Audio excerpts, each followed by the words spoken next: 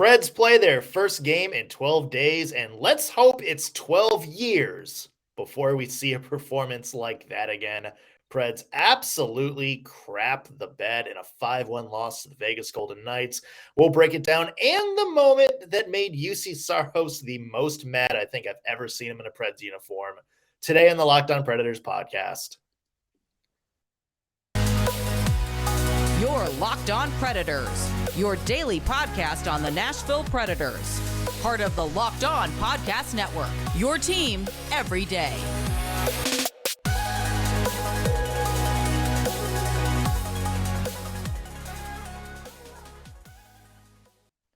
Thank you for making Locked On Predators your first listen of the day every single day. We are your free daily Nashville Predators podcast that's available to you wherever you get your podcast and on YouTube. I'm Nick Morgan. I'm a writer and editor at ontheforecheck.com, and I have a partner in crime. You do. I'm Ann Kimmel. I'm a writer and editor at InsideThePreds.com. Also want to mention today's show is brought to you by FanDuel Sportsbook, the official sportsbook of the Locked On Podcast Network. So make every moment more. Visit FanDuel.com/LockedOn today to get started. So if you recall on yesterday's show, we said the big key for the Nashville Predators was see how they respond after this long break. We had mentioned a bad track record of the Preds coming out of some extended rest periods, looking very flat. And I don't know if we ever expected him to look this flat. It was so bad. Like, I was going to make an analogy that wasn't appropriate. So we're just going to move on and say, this was not the game that the Nashville Predators fans have waited almost 2 weeks to see. This was not the game, friends, that we wanted to see on the ice at Bridgestone Arena. It was an excruciating underperformance for 60 long, agonizing moments. If you were there or if you watched the game on TV, this was 60 minutes of your life you're just not going to get back. The Preds had 17 shots on goal, and that is a generous number. I was going to say, did they really? The Preds had 6 shots through the first 2 periods, and they did not get their 10th shot until halfway through the third.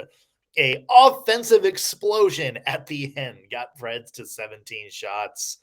Not a good game all around. One of the worst I think I've seen the Predators play with this sort of group. Kind of give you throwbacks to those early 2000s Preds teams. And the thing is, Ann, it started great. Matt Duchene got the Preds up 1-0 5 minutes into the game. It was kind of a really good passing play from Roman Josi and Filip Forsberg. A good setup. Looked like, the Preds were engaged. Looks like they were crisp. And then the wheels fell off. And it just took about a minute and a half till Michael Amadio on a breakaway tied up the game. And then it just kind of all went downhill from there.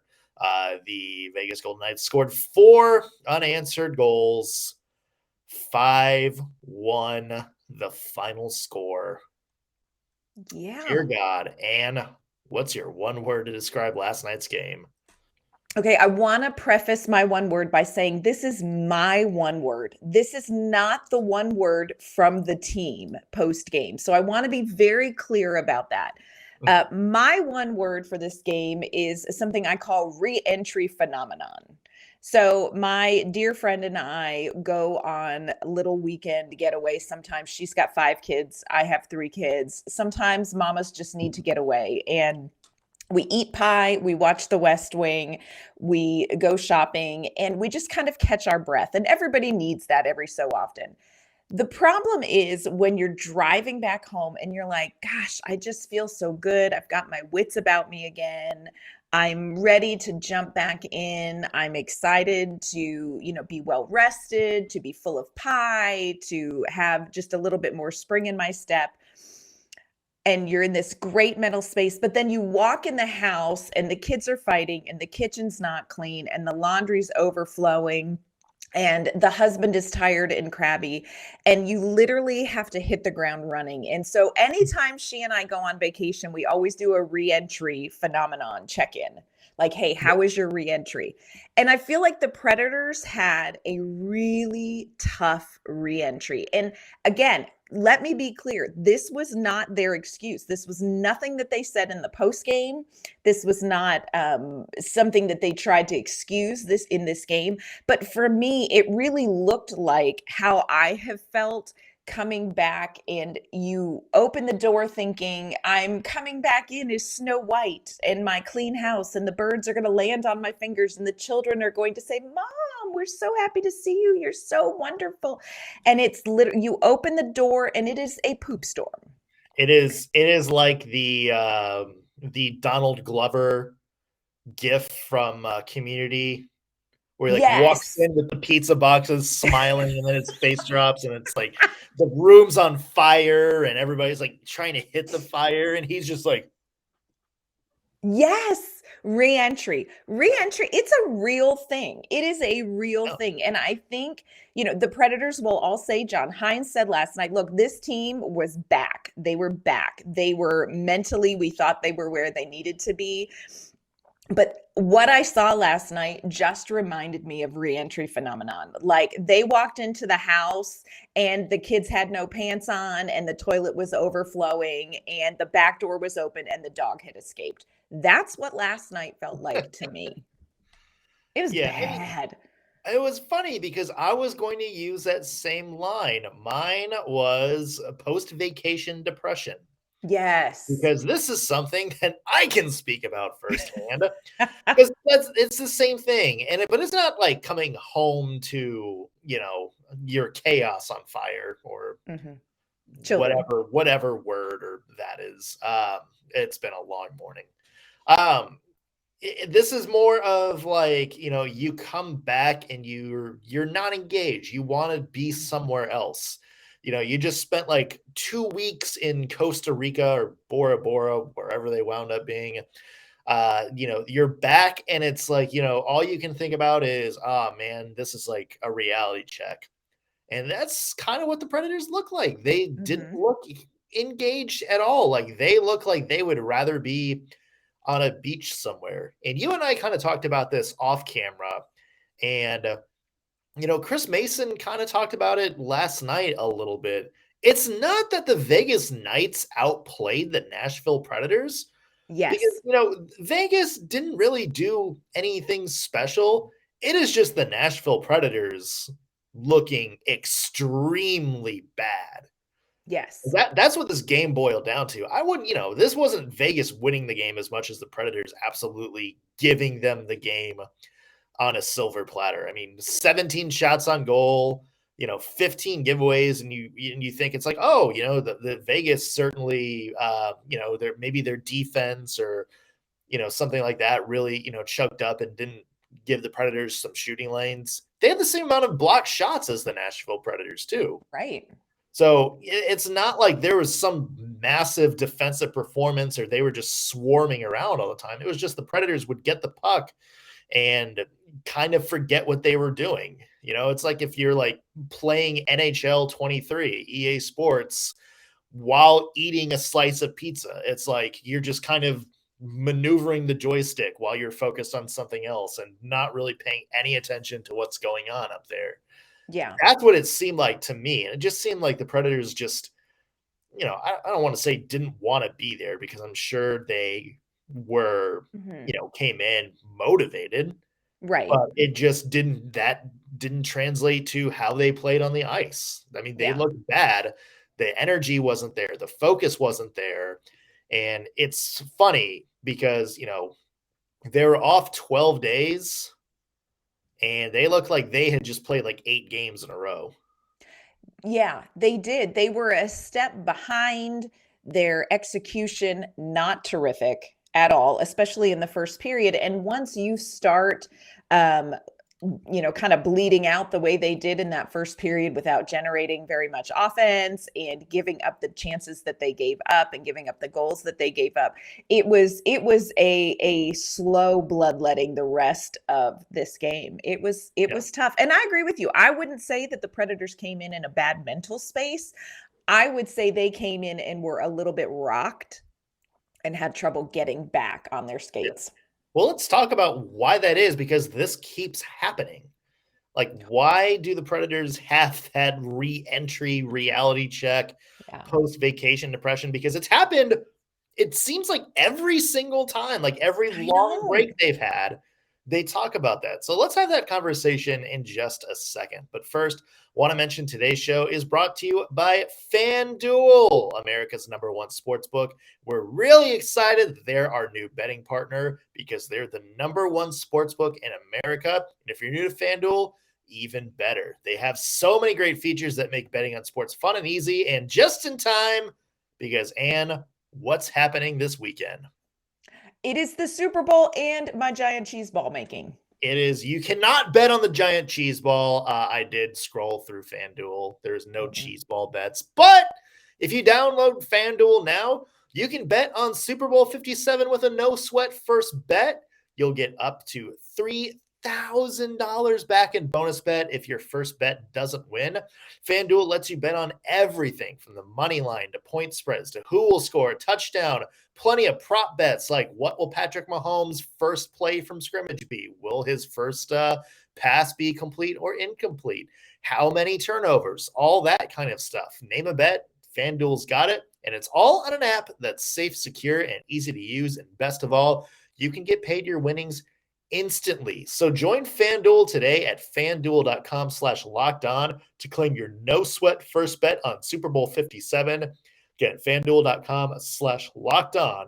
Make every moment more with FanDuel, the official sportsbook partner of the NFL, and now the official betting partner of Locked On.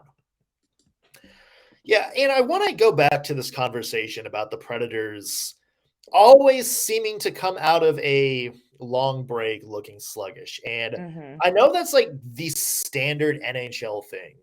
Right. It's because you hear about it all the time. It's like, oh, they came back looking a little sluggish from the long break. And I get it. You want your legs under you a little bit. But, the Vegas Golden Knights had the same amount of time off as the Nashville Predators did. You mentioned the Florida Panthers the other night, beating Tampa 7-1. Also, same amount of time off. Right. So it's not it can't be an excuse for other teams, but it's dating back to last year, when the Predators had some time after the Stadium Series, they had some time after the All-Star break and that weird Olympic break, where the Olympics got canceled. So they were just like a game a week to fill in all the games that have been canceled or rescheduled to COVID. And remember, that's when the wheels started falling off for them last year, where it's like they couldn't get into that groove. We saw it earlier this year. Remember when the pipe burst at Bridgestone Arena and the Predators had to have that extended break. They also had that, extended stay in Canada. Yes. There's just a lot of moments where you go back and you look at all this extended rest and you think, oh, it's a time for the Predators to rest up, get healthy. And then they wind up going on a bad run. And I'm racking my brain and trying to figure out why. Like, why is this an Achilles heel for this team? I think it's a fair question because, like you said, this is something that we have seen from this team in different situations, but we've seen it repeatedly. Getting back on the horse is a little bit of a struggle for the Nashville Predators, and you have to wonder, what is that about? And I don't think that it's a physical thing necessarily. I think they were all ready for a break. I think that this team was very tired after, just emotionally and physically, leading into the All-Star break. 12 days off is a long time to be off. But again, in the post game, John Hynes, Roman Josi, Matt Duchene, they are not making excuses. They're like, we were back. We were mentally where we thought we needed to be. We were ready to go. We were focused.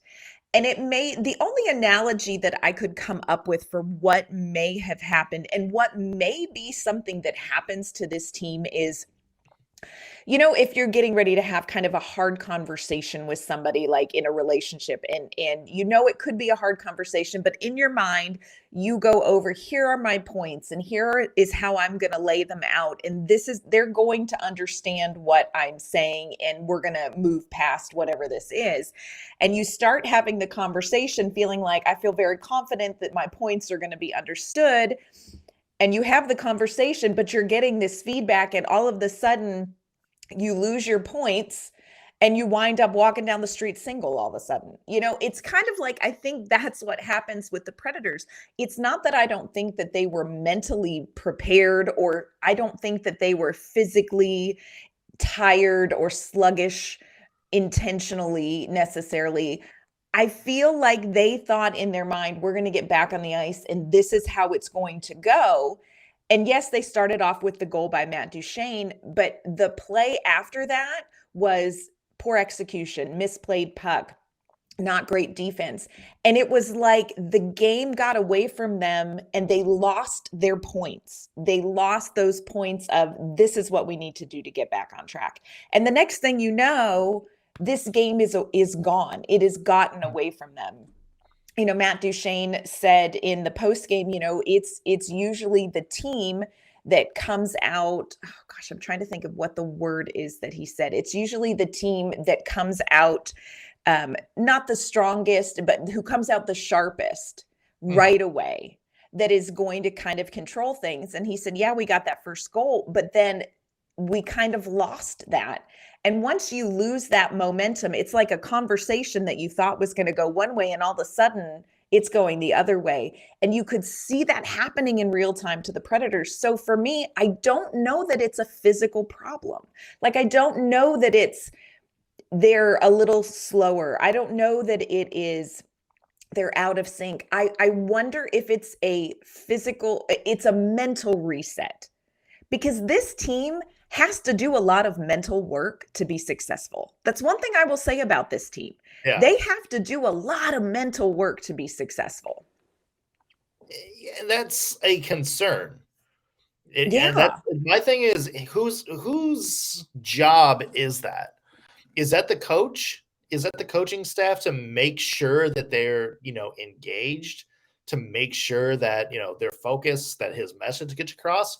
Or is this on the players for making the mental lapses, or coming in not being focused, or coming back from this extended vacation and dropping one of your worst all around games you've done all season, where you just look energized? And it might be a situation where it's a little bit of column A and a little bit of column B, but this is a habit within this locker room. And it's noticeable now, where there are games in which you have a chance to come back and the message is clear. The message for every single game like this, where you're returning after a long break, is clear for all 32 NHL teams. It's like, look, it may take a while for you to get your timing back, to get your legs under you, but make sure you are mentally sharp.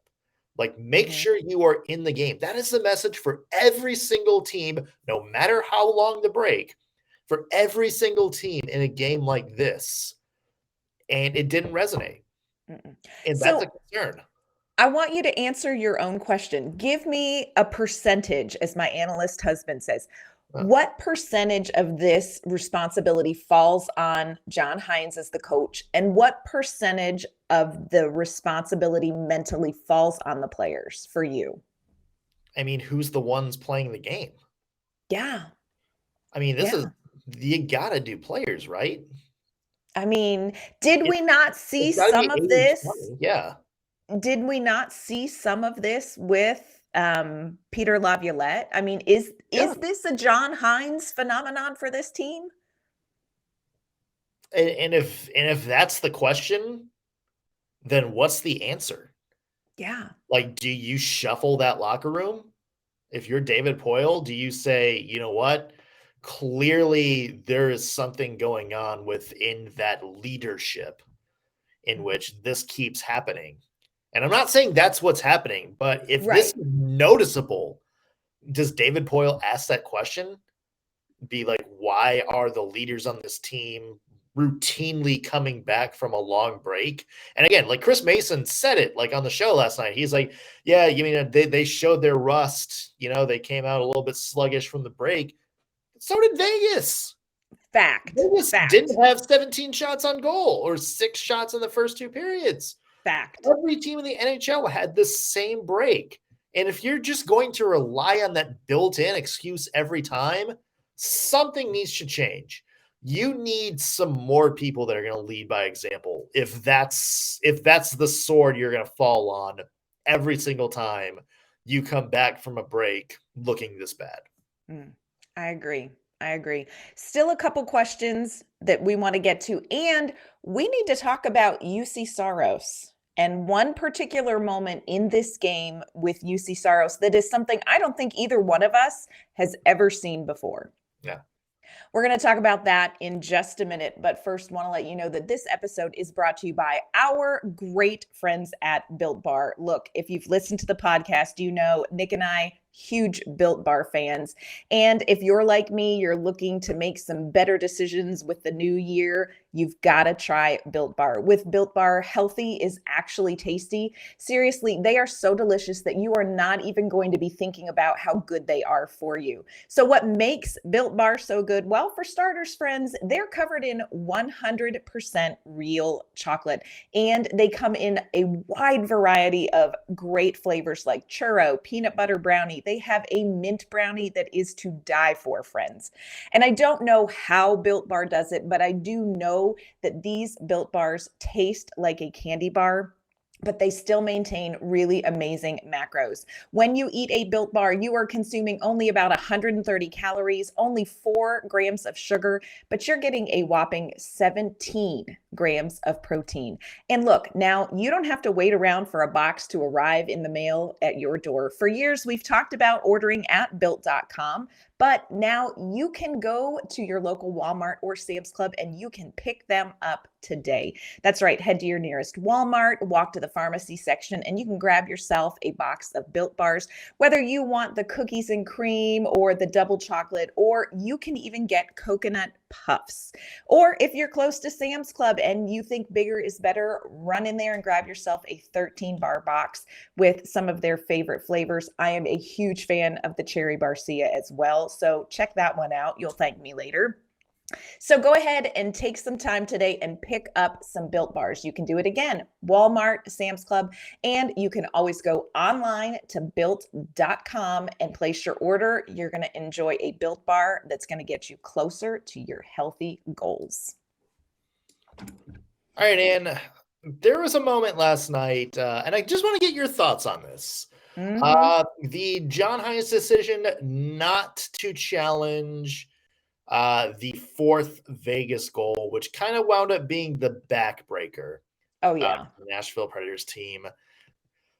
It was, one of those plays you watch on replay, and it's like, you get it why. Like, it's probably one of those things that probably shouldn't have been overturned regardless. But the reason we're talking about it is a lot of the anger from Juuse Saros as to that not being challenged.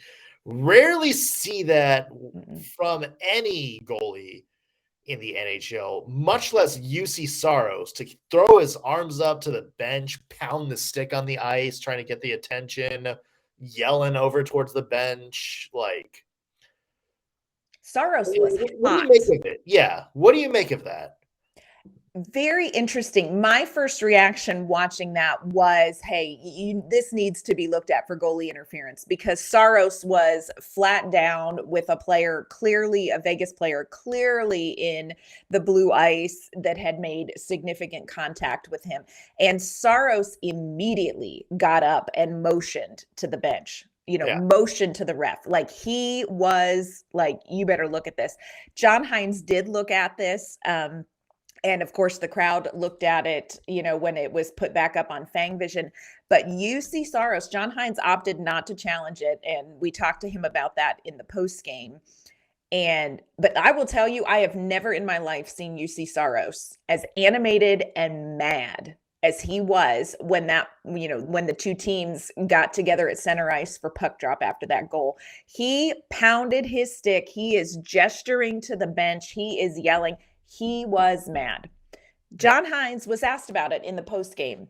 Said, hey, did you think about challenging this goal? And Hynes said, look, we looked at the video and you can very clearly see Kevin Gravel pushed the player into Saros.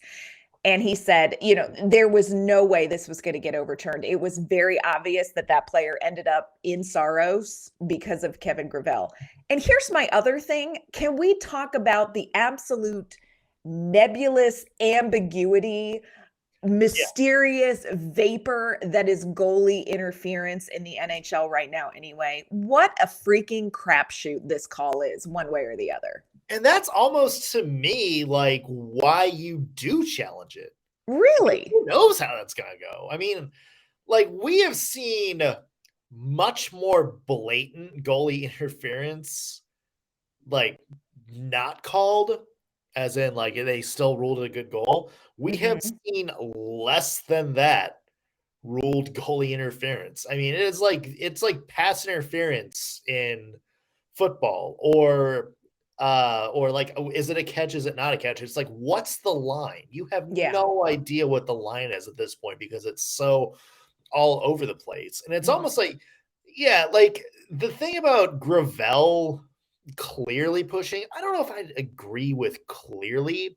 I mean, there's definitely contact, like they were both kind of going, but William Carrier, flew like an eagle into Juuse Saros. Yeah. And also didn't make a big effort to get back up and get out of the way either. So it's almost like there's two things. It's was it like clear, him shoving him? I don't know if I would say there was clear, like, shoving him over.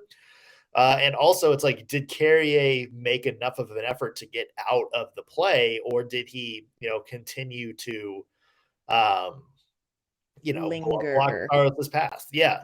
And so there's a lot there that, and at that point, if, you lose the challenge, it's still 4-1. And at that point, it's, I don't know. To me, it would have been worth the risk. But that's just me. I don't know that I would have, having seen it in that moment. From what I could see from the angle that we saw on the replay, I can see why people be like, look, you've got to challenge that for goalie interference where the game was. But I also feel like where the game was, could the Predators take one more punch? And that was their one more punch. Like, that was their, like, that 4-1. I mean, that was game over at that point. Right. But I just don't think, I don't think they could have taken the deflation of this call didn't go our way. I just feel like, and then you have to look at too, okay, if you then don't get that call, you've got a guy in the penalty box. Right. But is that any worse than where you are at this moment? I think it is. But where you're at this moment is it's 4-1. You haven't gotten anything on goal, and the air just deflated. Like, it just completely emptied out of the crowd. Like, you challenge it, you have to go to the box. You risk maybe it being 5-1 at that point. It wound up being 5-1 anyway. The thing is, if you challenge it and you overturn it, then it's at least still 3-1. I'll be honest. I would not. One goal from the Preds changes the whole perspective of it. I would not have challenged. I would not have challenged it. Having seen it later on I would not have challenged it, because I felt like the Predators were in a fragile state, my friend. Yeah, well, but Hynes felt very sure in the post game. Hynes was like, "Look, it wasn't going to get overturned." It literally feels like a crapshoot with goalie. I mean, he could be right. Like, he absolutely I don't know. could be right, but why not? I don't know. The only thing worse than a 3-goal lead is a 4-goal lead. Just tell that to the Toronto Maple Leafs. Yeah. I mean, I get it. I get both sides. I just think at that point, it's like, I think you got to go YOLO a little bit. And you're YOLO. right. I don't, looking at the replay, I don't think it would have gotten overturned, but you get the right ref crew. Who knows? Like it's goalie interference is just who knows. Anyway, Yeah. So that's where the Nashville Predators are right now. And they have, guess what? Another break. Yeah. I talked to John Hynes and I talked to Matt Duchene about that. Like, hey, you got 3 days off. And, John Hynes said, look, in a case like this, you want to get back on the ice. You want to get back out there and play another game, but we can't.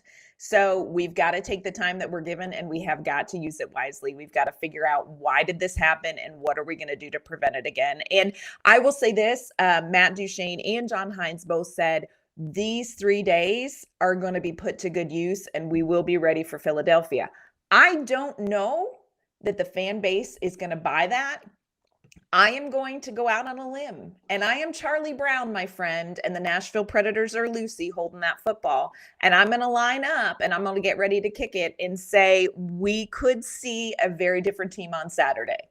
Am I just a optimist? Perhaps, my friends, but, we'll see what they do with this, extra time off.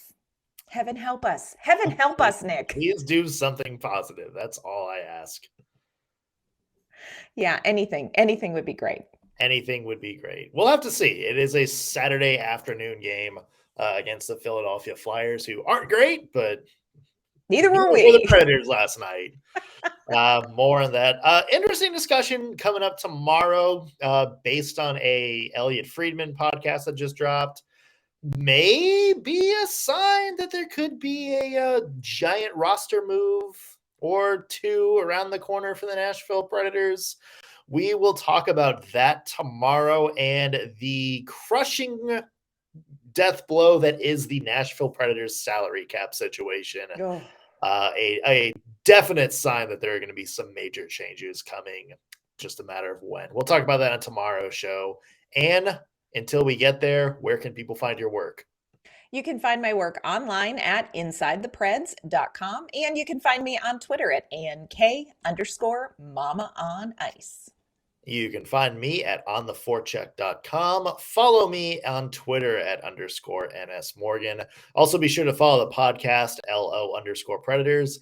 And however you're listening to us, whether you're listening on your favorite podcasting platform or watching us on YouTube, hit that subscribe button so you'll always know when we have fresh content out for you. That's going to do it for us on today's Locked On Predators podcast. Thank you for making us your first listen of the day. We'll be back tomorrow with an all-new episode. See you then.